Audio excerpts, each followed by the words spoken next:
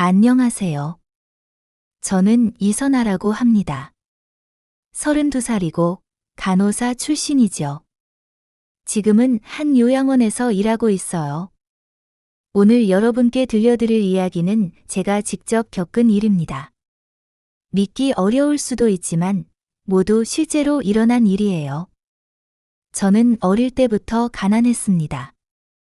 부모님은 하루 종일 일하셔도 생활이 빠듯했죠.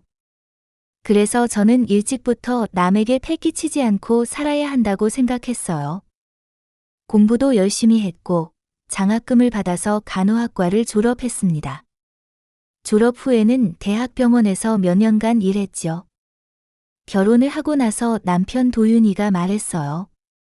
여보, 좀 더 편한 곳에서 일해보는 게 어때? 도윤이는 대기업 경영지원본부 차장으로 일하고 있었습니다. 야근이 많아서 집에 늦게 들어오는 날이 많았죠. 그래서 제가 너무 힘들게 일하는 걸 보고 걱정이 되었나 봐요. 마침 시어머니께서 운영하시는 요양원에서 직원을 구한다는 얘기를 들었습니다. 한정숙 원장님이시죠. 저는 시어머니와 사이가 좋았어요. 항상 저를 따뜻하게 대해주셨거든요. 하지만 요양원에서 일할 때는 그냥 일반 직원으로 일하고 싶다고 말씀드렸습니다. 어머니, 저 때문에 다른 직원들이 불편해할까 봐요. 그냥 평범한 직원으로 일하게 해주세요. 시어머니께서는 고개를 끄덕이셨어요. 그래, 선아야. 내가 원하는 대로 하렴. 하지만 힘들면 언제든 말해. 첫 출근 날이었습니다. 3월의 봄바람이 살랑살랑 불고 있었어요. 요양원 건물 앞에 서니까 가슴이 두근거렸죠. 새로운 환경, 새로운 사람들. 과연 잘 적응할 수 있을까 하는 걱정이 들었습니다. 간호팀 사무실로 들어가니까 여러 동료들이 저를 쳐다봤어요. 안녕하세요. 오늘부터 함께 일하게 된 이선아입니다. 잘 부탁드려요. 인사를 건넸지만 반응은 시큰둥했습니다. 김 간호사가 대답했어요. 아, 네, 김미경이에요. 그리고는 다시 자기 일을 봤죠. 첫날부터 저는 열심히 일했습니다. 할머니, 할아버지들이 불편해하시는 게 없는지 계속 살펴봤어요. 할머니, 어디 아프신 데는 없으세요? 할아버지, 약은 잘 드셨어요? 작은 것 하나하나까지 신경 썼습니다. 이게 제 성격이었거든요. 원래 꼼꼼하고 환자분들을 소중히 여기는 마음이 컸어요. 하지만 동료들의 시선은 차가웠습니다. 쉬는 시간에 화장실에 갔다 오는데 복도에서 누군가 말하는 소리가 들렸어요. 저 새로 온 사람, 뭐 그렇게 열심히 해? 괜히 우리만 게으른 사람처럼 보이잖아. 맞아. 너무 오버하는 거 아니야? 가슴이 답답했습니다. 저는 그냥 제가 할 일을 열심히 한 것뿐인데 왜 이런 말을 들어야 하는지 모르겠더라고요. 하지만 뭐라고 말할 수도 없었어요. 첫날부터 사고 치고 싶지 않았거든요. 오후에 박 과장이라는 분이 저를 불렀습니다. 40대 중반 정도로 보이는 남자였어요. 요양원에서 오랫동안 일한 베테랑이라고 들었죠. 이선아 씨, 잠깐 이리 와보세요. 목소리부터 뭔가 위압적이었습니다.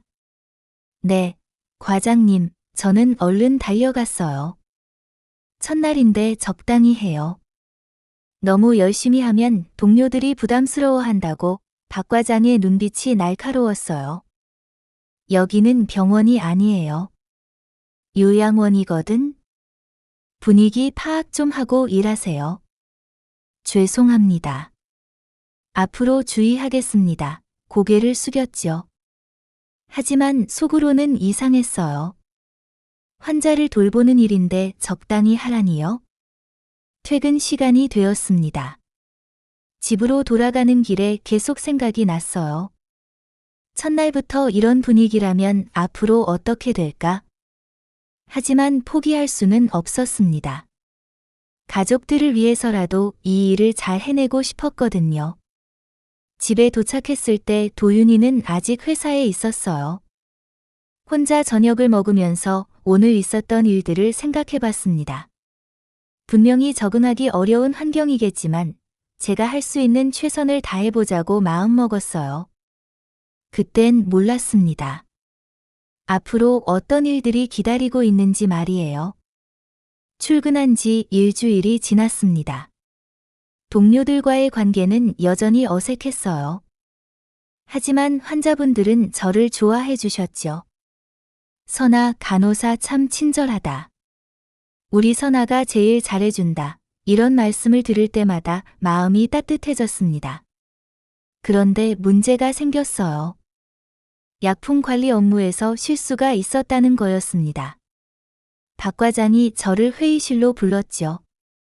이선아 씨, 어제 고혈압 약 재고가 맞지 않는데요. 박 과장의 목소리는 차가웠어요. 예.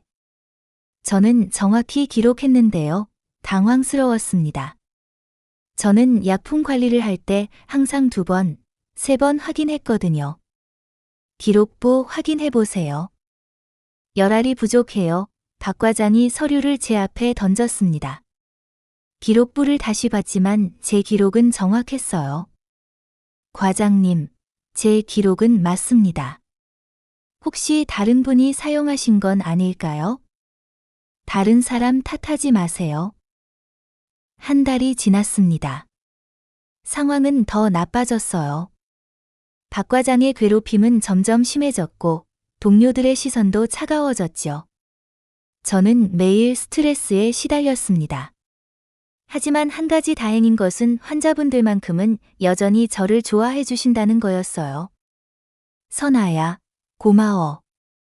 우리 선아가 제일 예뻐. 이런 말씀들이 유일한 위안이었죠. 어느 날 오후였습니다. 저는 3층 병실에서 할머니들의 혈압을 재고 있었어요. 정성스럽게 한 분 한 분 살펴드리고 있었죠. 할머니, 혈압이 조금 높으시네요. 약 시간 맞춰서 꼭 드세요. 알았어, 선아야. 고마워. 그때였어요. 복도 끝에서 누군가 저를 지켜보는 시선이 느껴졌습니다. 고개를 돌려봤지만 아무도 없었어요. 착각인가 싶어서 다시 일에 집중했죠. 사실 그 시선의 주인은 한정숙 원장님이었습니다. 시어머니께서는 며칠 전부터 제 상황을 염려하고 계셨어요. 도윤이가 집에서 엄마, 선아가 요즘 너무 힘들어해요. 라고 말씀드렸거든요. 왜? 무슨 일인데? 직장에서 자꾸 실수했다고 혼난대요. 근데 선아 성격 아시잖아요. 그렇게 덤벙거리는 사람이 아닌데. 시어머니께서는 마음이 불편하셨죠. 며느리가 본인 병원에서 일하는데 힘들어한다니까요. 그래서 직접 확인해보기로 하셨던 거예요. 다음 날이었습니다. 점심시간이 끝나갈 무렵 박 과장이 저를 또 불렀어요. 이선아 씨, 회의실로 오세요. 이번엔 뭘까 하는 불안감이 몰려왔습니다. 회의실로 가는 발걸음이 무거웠어요. 오늘 아침에 301호 할아버지가 약을 안 드셨다고 하시는데요. 박 과장의 목소리는 여전히 차갑더군요. 아니에요. 제가 직접 드리는 걸 확인했어요. 할아버지가 거짓말하신다는 거예요. 박 과장의 눈이 날카로워졌습니다. 그런 게 아니라 혹시 기억을 못 하시는 건 아닐까요? 치매 초기 증상이 있으시거든요. 변명하지 마세요. 박 과장이 갑자기 소리를 질렀어요. 당신 때문에 우리 병원 평판이 나빠질 뻔했어요. 깜짝 놀랐습니다. 이렇게 큰 소리로 화를 낼 줄은 몰랐거든요. 무릎 꿇고 앉아요. 박 과장이 명령했습니다. 예, 귀를 의심했어요. 무릎 꿇으라고 했어요. 제대로 반성해야죠. 정말 믿을 수 없었습니다. 성인이 된 사람을, 그것도 직장에서 무릎 꿇게 하다니요. 하지만 거부할 수가 없었어요. 신입 직원이 팀장의 명령을 거역할 수는 없잖아요. 저는 천천히 무릎을 꿇었습니다. 바닥이 차가웠어요. 눈물이 나올 것 같았지만 참았죠. 앞으로 이런 일이 또 생기면 가만히 안 둘 거예요. 알겠어요? 네, 알겠습니다. 목소리가 떨렸어요. 그런데 그때였습니다. 회의실 문이 살짝 열려 있었는데 복도를 지나가던 누군가가 이 장면을 봤던 거예요. 바로 한정숙 원장님이었죠. 시어머니께서는 그 순간 깜짝 놀라셨다고 해요. 본인의 며느리가, 그것도 성실하고 착한 선아가 무릎을 꿇고 있는 모습을 보신 거죠. 하지만 바로 들어가지는 않으셨어요. 감정적으로 개입하면 상황이 더 복잡해질 수 있다고 생각하셨거든요. 대신 이 상황을 정확히 파악하고 증거를 모으기로 결심하셨죠. 저는 그날 집에 와서 하루 종일 울었습니다. 너무 굴욕적이었거든요. 도윤이한테도 말할 수 없었어요. 남편이 걱정할까 봐서요. 하지만 시어머니께서는 이미 모든 걸 보고 계셨습니다. 그리고 조용히 조사를 시작하셨죠. 이런 일이 비단 저에게만 일어나는 건지, 박 과장이 평소에 어떤 식으로 직원들을 대하는지 말이에요. 며칠 후, 시어머니께서는 충격적인 사실을 알게 되셨어요. 시어머니께서는 조용히 조사를 시작하셨습니다. 먼저 인사팀에 박 과장 관련 민원이나 불만이 있었는지 확인해 보셨어요. 그리고 몇몇 직원들과 개별적으로 면담을 하셨죠. 결과는 충격적이었습니다. 박 과장의 문제는 어제 오늘 일이 아니었어요. 지난 3년 동안 그가 괴롭힌 신입 직원이 제가 포함해서 7명이나 됐거든요. 김미경 간호사가 시어머니께 털어놓은 이야기가 가장 충격적이었어요. 원장님, 사실 저도 3년 전에 비슷한 일을 겪었어요. 박 과장이 저를 회의실에 불러서 무릎 꿇게 했거든요. 무릎을 꿇게 했다고? 네, 그때 저는 신입이라 어쩔 수 없다고 생각했어요. 근데 이선아 씨가 똑같은 일을 당하는 걸 보니까 정말 참을 수가 없더라고요. 시어머니께서는 더 깊이 파고 들어가셨습니다. 그리고 더 큰 문제를 발견하셨어요. 박 과장이 환자 보호자들에게 뒷돈을 받고 있었다는 거였죠. 감사팀 조사 결과 박 과장은 VIP 병실 배정이나 특별 케어를 빌미로 환자 가족들에게 돈을 받았던 거예요. 적게는 50만 원에서 많게는 200만 원까지요. 이런 일이 우리 병원에서 일어나고 있었다니. 시어머니께서는 분노하셨어요. 하지만 동시에 자책감도 드셨죠. 원장으로서 이런 일을 미리 막지 못했다는 생각 때문이었어요. 저는 그 당시 이런 일이 벌어지고 있는지 전혀 몰랐습니다. 여전히 매일 박 과장의 괴롭힘에 시달리고 있었거든요. 어느 날은 이런 일도 있었어요. 박 과장이 저를 부르더니 이선아 씨, 오늘부터 화장실 청소도 당신이 담당하세요 라고 하는 거예요. 화장실 청소요? 그건 청소 담당자분이 하시는 일 아닌가요? 신입은 뭐든지 해야죠. 싫으면 그만두세요. 할 말이 없었어요. 간호사 일도 바쁜데 화장실 청소까지 하라니요. 하지만 거부할 수도 없었죠. 그날부터 저는 새벽에 일찍 나와서 화장실 청소를 했습니다. 무릎을 꿇고 변기를 닦으면서 눈물이 났어요. 내가 왜 이런 일을 해야 하지? 하는 생각이 들었거든요. 동료들도 이상하게 생각했어요. 왜 선아 씨가 화장실 청소를 해요? 하고 물어보는 사람도 있었죠. 하지만 저는 괜찮아요 라고 대답할 수밖에 없었어요. 시어머니께서는 이런 제 모습을 또 목격하셨습니다.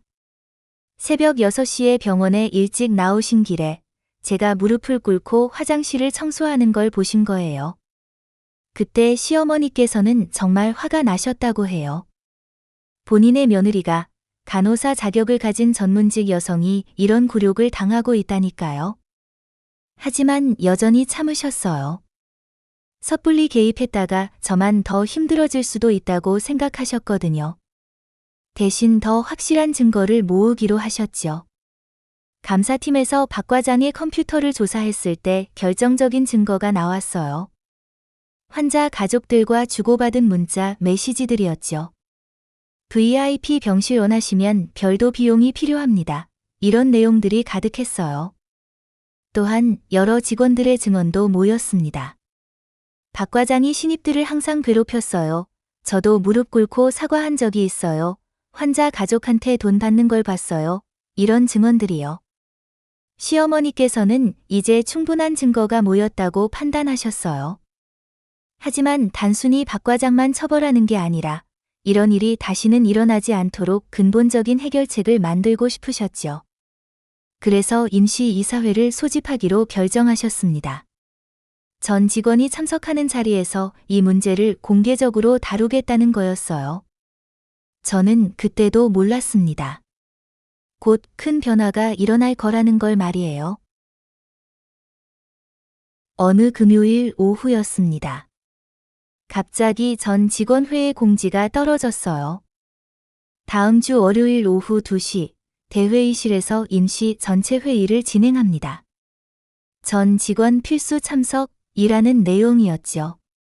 동료들 사이에서 술렁거리기 시작했어요. 왜 갑자기 전체 회의를 하는 거야? 무슨 일 있나? 이런 이야기들이 오갔죠. 박 과장도 불안해하는 기색이 역력했어요. 평소와 달리 표정이 어두웠거든요. 하지만 저한테는 여전히 까칠하게 대했습니다. 이선아 씨, 월요일 회의 때 발표 준비하세요. 이번 달 환자 현황 정리해서요. 네, 알겠습니다. 대답은 했지만 이상했어요. 신입인 제가 전체 회의에서 발표를 한다니요. 주말 동안 저는 발표 자료를 준비했습니다. 혹시 실수할까 봐 여러 번 확인하고 또 확인했어요. 도윤이도 도와주었죠. 여보, 너무 긴장하지 마. 내가 얼마나 성실한지 나는 잘 알잖아. 고마워. 근데 왜 갑자기 전체 회의를 하는 걸까? 뭔가 불안해. 별일 아닐 거야. 새로운 정책 발표나 그런 거겠지. 하지만 제 불안감은 맞았어요. 월요일 아침부터 병원 분위기가 심상치 않았거든요. 시어머니께서 평소보다 일찍 출근하셨어요. 그리고 감사팀장과 오랫동안 면담을 하셨죠. 저는 그냥 원장님이 바쁘신가 보다 생각했어요. 점심시간이 되었습니다. 대부분의 직원들이 불안해했어요. 정말 무슨 일인지 모르겠네. 혹시 구조조정인가? 이런 추측들이 난무했죠. 박 과장은 점심도 제대로 못 드시는 것 같았어요. 계속 휴대폰을 확인하고 누군가와 통화를 하더라고요. 목소리도 평소보다 높았고요. 오후 1시 50분, 직원들이 하나둘씩 대회의실로 모여들었습니다. 저도 발표 자료를 들고 들어갔어요. 가슴이 두근거렸죠. 회의실은 금세 가득 찼습니다. 간호사들, 물리치료사들, 사무직원들, 청소 담당자분들까지 모든 직원이 참석했어요. 이런 규모의 회의는 처음이었거든요. 한정숙 원장님이 들어오셨습니다. 평소보다 표정이 엄숙해 보였어요. 감사팀장도 함께 들어오셨죠. 뭔가 중대한 발표가 있을 것 같은 분위기였습니다. 여러분, 바쁜 중에 참석해 주셔서 감사합니다. 시어머니께서 말씀을 시작하셨어요. 오늘 여러분께 심각한 내용을 말씀드려야 할 것 같습니다. 회의실이 조용해졌어요. 모든 사람이 숨을 죽이고 들었죠. 최근 우리 병원 내부에서 용납할 수 없는 일들이 벌어지고 있었습니다. 직원 간의 괴롭힘, 그리고 환자 가족들에게 금품을 요구하는 일들 말입니다. 웅성거림이 일었어요. 모든 사람이 놀란 표정을 지었죠. 저도 깜짝 놀랐어요. 금품 요구라니, 그런 일이 있었다는 걸까요? 박 과장의 얼굴이 하얗게 변했습니다. 손도 떨리는 게 보였어요. 뭔가 예상하고 있었던 것 같더라고요. 감사팀에서 조사한 결과 특정 관리자가 지속적으로 신입 직원들을 괴롭혀왔습니다. 무릎을 꿇게 하고 업무와 관계없는 일을 시키는 등의 행위들이죠. 제 심장이 빨리 뛰기 시작했어요.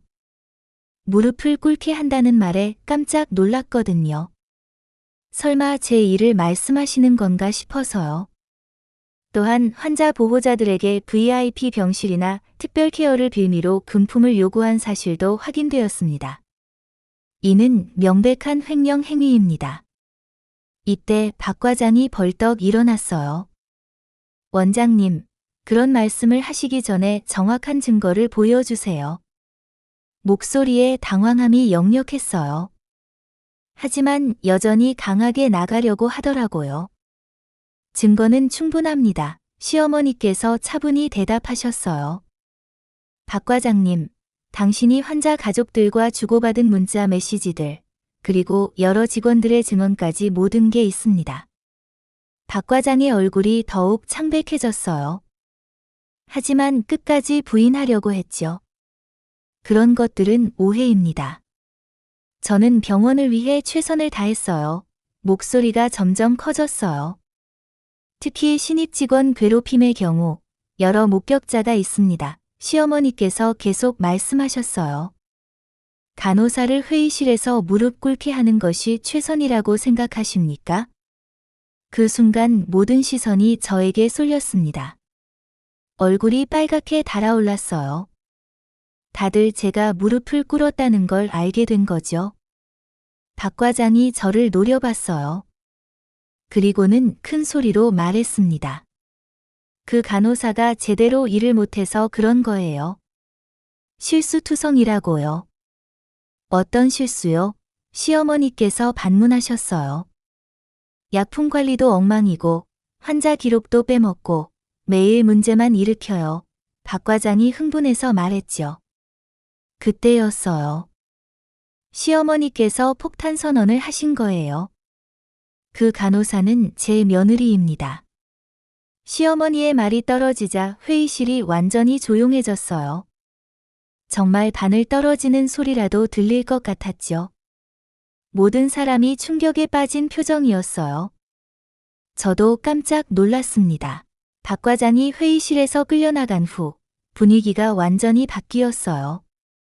동료들이 저를 바라보는 시선도 달라졌죠. 이제는 동정 어린 눈빛이었어요. 시어머니께서 다시 말씀하셨습니다. 여러분, 오늘 이 자리를 마련한 이유는 단순히 한 사람을 처벌하기 위해서가 아닙니다. 모든 사람이 조용히 들었어요. 앞으로 우리 병원에서는 이런 일이 절대 일어나서는 안 됩니다. 누구든지 부당한 대우를 받으면 즉시 신고할 수 있는 시스템을 만들겠습니다. 박수가 터져 나왔어요. 모든 직원이 시어머니의 말에 동감한다는 표현이었죠. 그리고 이선아 간호사에게 공식적으로 사과드립니다. 시어머니께서 저를 보시며 말씀하셨어요. 원장으로서 이런 일을 미리 막지 못해 정말 죄송합니다. 아닙니다. 저는 당황해서 손을 흔들었어요. 아니에요, 선아. 당신은 아무 잘못이 없어요. 오히려 이 모든 상황을 꿋꿋하게 견뎌낸 당신이 대단합니다. 동료들도 박수를 쳤어요. 김미경 간호사가 일어나서 말했습니다. 선아 씨, 정말 고생 많으셨어요. 저희가 도와드리지 못해서 죄송해요. 맞아요. 우리가 너무 모른 척했네요. 다른 동료들도 하나둘씩 사과의 말을 건넸어요. 마음이 따뜻해졌습니다. 그동안 혼자라고 생각했는데 사실 저를 걱정해준 사람들이 있었던 거예요. 회의가 끝난 후 시어머니께서 저를 따로 부르셨어요. 원장실에서 둘이서 이야기를 나눴죠. 선아야, 정말 고생 많았구나. 시어머니께서 제 손을 잡으시며 말씀하셨어요. 어머니, 그동안 알고 계셨던 거예요? 응, 도윤이가 내가 힘들어한다고 하더라. 그래서 직접 확인해봤지. 그런데 왜 바로 도와주지 않으셨어요? 시어머니께서 한숨을 쉬셨어요. 그냥 해결해주면 다른 직원들이 역시 원장 며느리는 특별 대우받는구나라고 생각할까봐.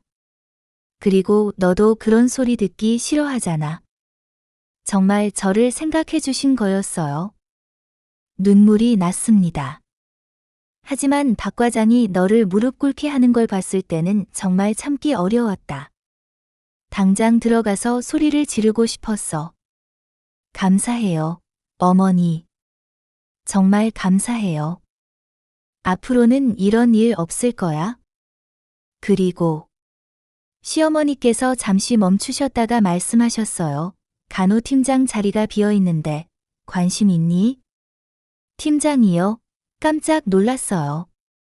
내 실력이면 충분해. 그동안 환자들이 너를 얼마나 좋아하는지 봤거든. 그리고 이번 일을 통해서 내가 얼마나 참을성 있고 성실한지도 확인했고. 정말 예상치 못한 제안이었어요. 한 달 전만 해도 신입 직원 취급받으며 화장실 청소를 했는데 이제 팀장 제안을 받다니요. 시간을 두고 생각해 볼게요. 그래, 천천히 생각해봐. 하지만 내 생각에는 내가 그 자리에 딱 맞을 것 같아. 집으로 돌아가는 길에 도윤이한테 전화가 왔어요. 여보, 회의 어땠어? 응, 다 해결됐어. 박 과장이 해고됐어. 정말? 어떻게 된 거야? 어머니께서 모든 걸 알고 계셨어. 그리고 오늘 공개적으로 다 밝히셨지. 다행이다. 정말 다행이야. 그런데 더 놀라운 일이 있어. 팀장 제안을 받았어. 팀장. 정말? 응, 간호팀장 자리 말이야. 도윤이가 기뻐했어요. 축하해, 여보. 정말 자랑스러워. 집에 도착해서 거울을 봤습니다. 한 달 전의 제 모습과는 완전히 달라 보였어요. 그때는 위축되고 자신감 없는 모습이었는데 이제는 뭔가 당당해 보였거든요. 그동안 정말 힘들었어요. 매일 출근하는 게 두렵고 또 어떤 일로 혼날까 걱정하면서 살았죠. 하지만 이제는 다릅니다. 진실이 밝혀졌고 저를 지지해주는 사람들이 있다는 걸 알게 되었거든요. 3개월이 지났습니다. 저는 간호팀장으로 승진했어요. 처음에는 부담스러웠지만 동료들이 정말 많이 도와주었죠. 김미경 간호사가 어느 날 말했어요. 팀장님, 요즘 병원 분위기가 정말 좋아졌어요. 그래요? 네, 예전에는 눈치 보면서 일했는데 이제는 자유롭게 의견도 말하고 서로 도와가면서 일해요. 정말 그랬어요. 박 과장이 사라진 후 병원 분위기가 완전히 바뀌었거든요. 직원들끼리 서로 존중하고 환자분들을 더 정성스럽게 돌보게 되었죠. 시어머니께서도 자주 격려해 주셨어요. 선아야, 내가 팀장이 된 후로 환자 만족도가 많이 올랐어. 정말요? 응, 환자분들이 간호사들이 더 친절해졌다고 하시더라. 내가 좋은 분위기를 만들어준 덕분이야. 환자분들도 저를 더 좋아해 주셨어요. 우리 선아 팀장 덕분에 병원이 살만해졌다. 선아가 정말 잘 됐다. 이런 말씀들을 들을 때마다 보람을 느꼈죠. 어느 날 새로운 신입 간호사가 들어왔어요. 22살의 어린 친구였는데 첫날부터 긴장을 많이 하더라고요. 팀장님, 제가 실수할까봐 너무